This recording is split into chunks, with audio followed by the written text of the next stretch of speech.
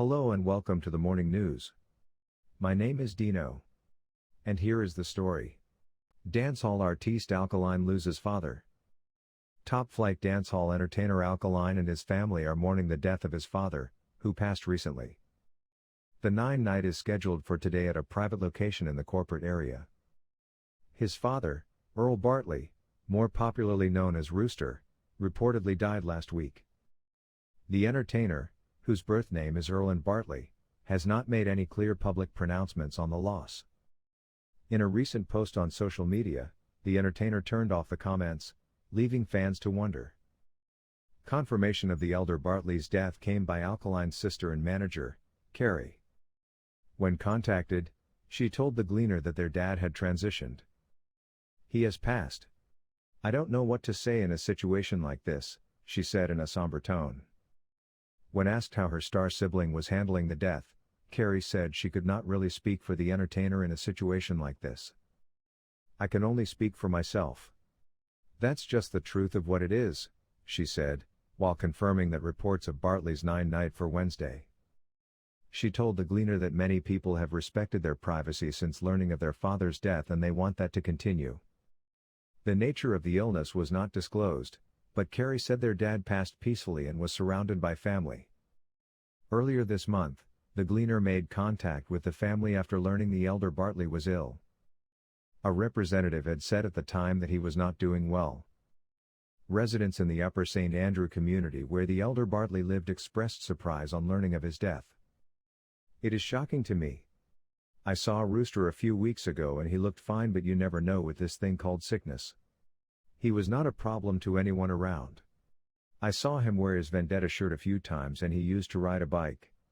But outside of that, you would not readily know his son was the superstar. I heard they took him on tour with them recently too," the resident told Irie News Media TV. There is rare footage of Alkaline and his father driving in a Benz SUV, seemingly cruising on a highway in Jamaica. A few years ago, the amateur clip surfaced online and was still there yesterday.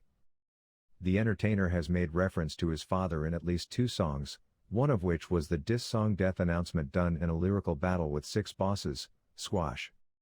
In the song, Alkaline DJs, "See Rooster Dog and Mek No Foul Play. We get corn without the flakes, you just a lip man don't play." Alkaline is also heard paying homage to his mother Charmaine in several songs. COVID-19 cases still on the rise. The number of COVID-19 cases in Jamaica continues to rise. Minister of Health and Wellness, Dr. Christopher Tufton, said cases have moved from an average of 100 per month since January to over 130 infections as of this week. He was speaking on Wednesday at a post-cabinet press briefing at Jamaica House. The health minister stated that isolation ward occupancy at hospitals is now at 30% of available space. The number of persons classified as moderately ill has jumped from 12 to 22 in a week. 2 people are severely ill, however, there are no critically ill cases. We're not seeing any significant increase in deaths, but the fact that we are seeing increases in positivity, it means that it will have an impact on hospitalization and bed occupancy, and the fact that people are in the hospital means the probability of people dying will increase, so we can't take it lightly, said the health minister. Tufton noted that the increase in COVID-19 cases will also impact hospital wait time. But stating that the current variant strains are considered relatively mild, he said the government's policy is to learn to live with COVID-19. However, he warned at-risk individuals to take necessary precautions. "Our message continues to be if you are vulnerable, if you are in doubt, if you are concerned, see your doctor. There are infection prevention and control mechanisms that are standard operating procedures such as mask wearing, sanitization, avoiding of crowds, particularly if you fall in the vulnerable category, over 65, underlying conditions, cancers, frontline workers," he said. He added that the health ministry will continue to monitor the situation. AI policy critical for CARICOM. The administration's plan to develop a national policy on artificial intelligence, AI, is a sensible development. But as we suggested previously, Jamaica should go further with this initiative. It should attempt to make it a regional project, embracing all the members of the Caribbean community, CARICOM, whose aim is to become a genuine single market and economy. Recent developments in the community suggest that CARICOM may finally be breaking the logjams to achieve that goal. In that respect, the rapid evolution of regenerative AI, artificial intelligence that learns, evolves, and refines, and the impact it is destined to have on the global economy and human existence, makes it logical that these technologies be subject to a single, clearly aligned policy within a seamless regional community. Jamaica and its CARICOM partners have long had access to elements of artificial intelligence, whether in the region's workplaces or social spaces. Indeed, this country's Prime Minister, Andrew Holness, has long been an advocate of the embrace of AI to accelerate the island's development. However, the pace of recent advances in AI technologies that have enhanced the capacity of machines to learn, including the possibility, down the road, of independent/autonomous thought, is causing policymakers to think about how economies and societies should interface with emerging bits of intelligence. Indeed, some people, including many who are on the cutting edge of AI development, fear that if left unregulated, these systems could pose existential threats to human societies.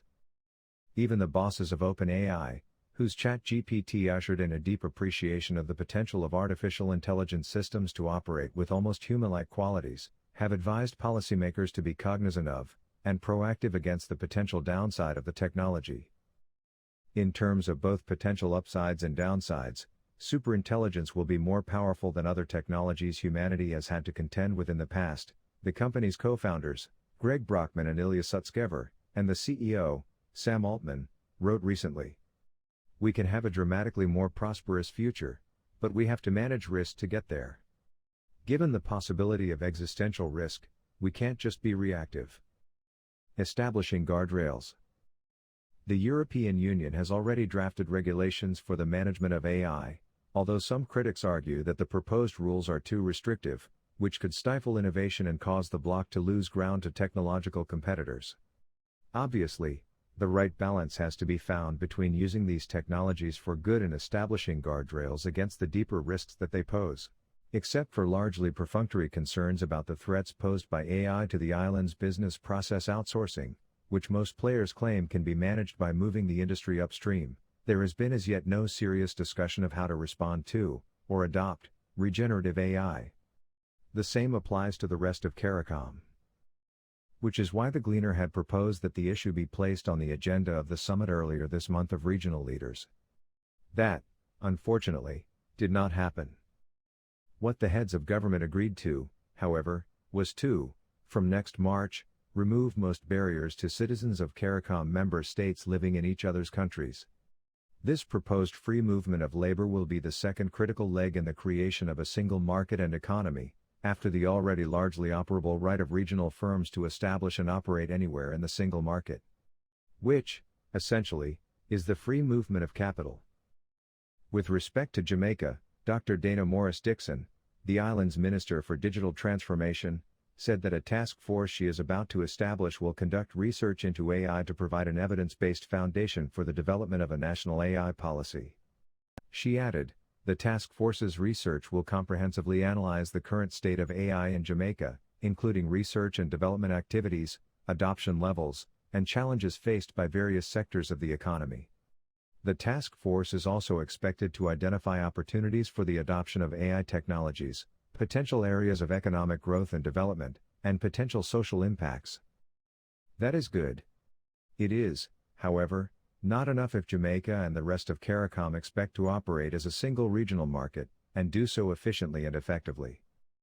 If AI is ubiquitous in business, as the early signs suggest that it will be, it makes little sense if policies relating to the technology differ in the several territories that are ostensibly part of the same market and working to become a single economy.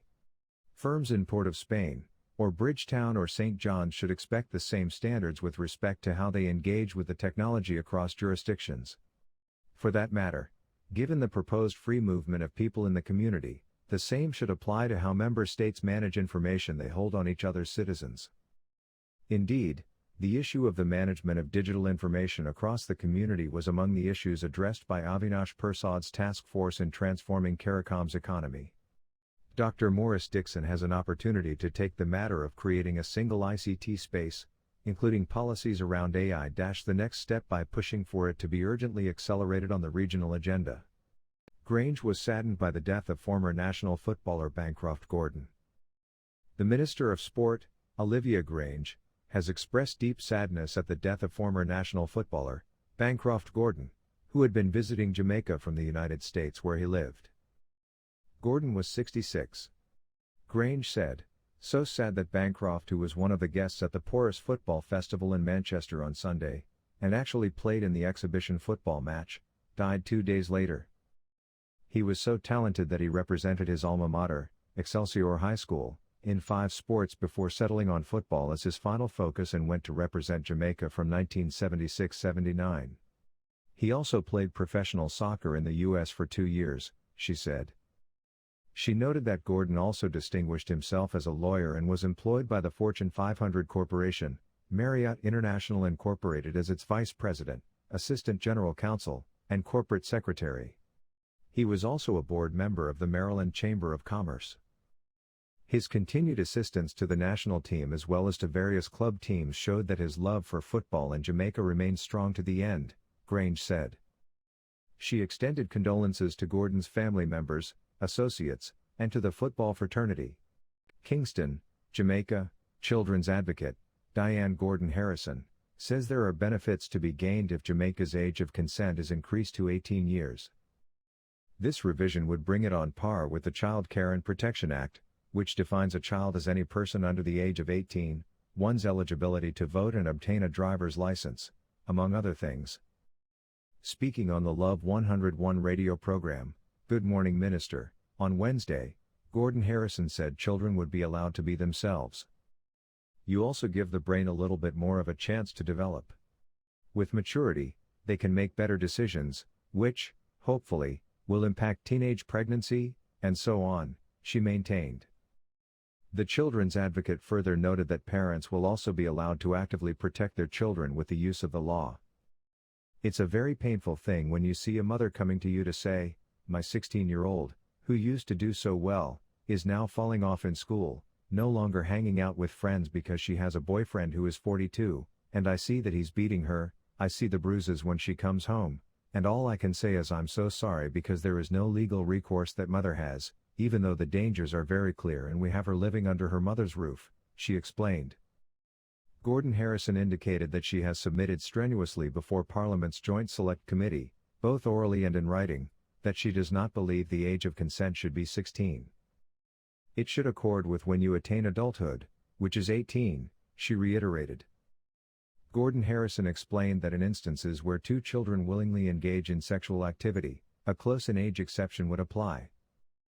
There is a response that I recommended, which is that they are put into counseling in terms of sexual behavior and appropriateness and responsibility, but I don't think it's something for the courts. That close-in-age exception would prevent those youngsters who are experimenting with sex from being criminally charged or going to prison, she informed.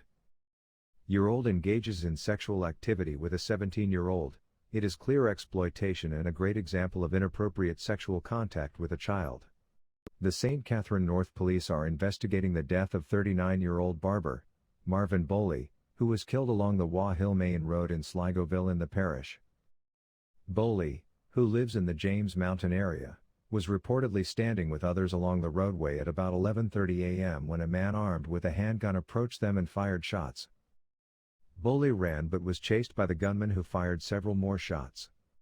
Boley was hit and fell. His attacker ran off and boarded a waiting car. No motive has yet been established for Boley's death.